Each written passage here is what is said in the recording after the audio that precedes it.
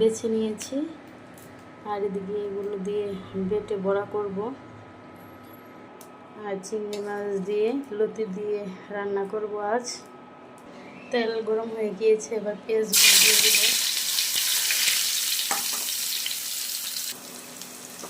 আদা বাটা, পেঁয়াজ আর কাঁচামরিচ দিয়ে দিলাম।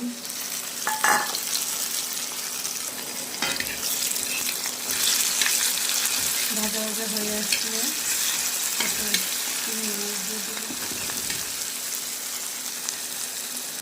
চিংড়ি মাছগুলো ধুয়ে পরিষ্কার করে নিয়েছি। এতে মরিচের গুঁড়া, ধনিয়া গুঁড়ো, হলুদ ও লবণ। এবার এগুলো দিয়ে দিব।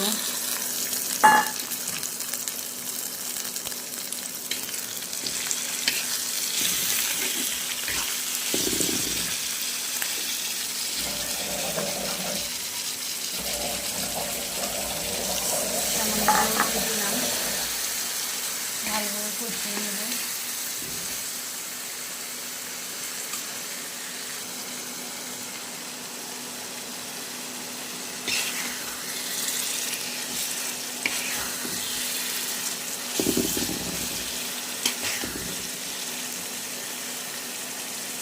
কষানো প্রায় হয়ে গিয়েছে, এবার এতে লতি অ্যাড করব।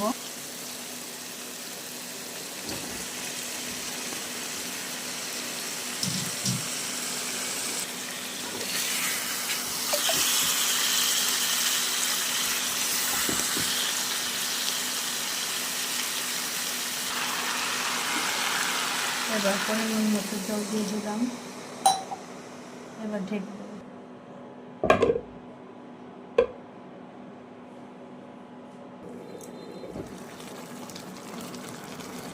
তাই হয়ে আসছে।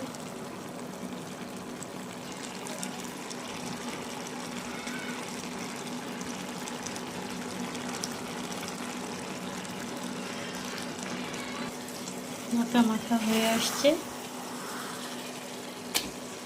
এবার নামিয়ে নিতে হবে।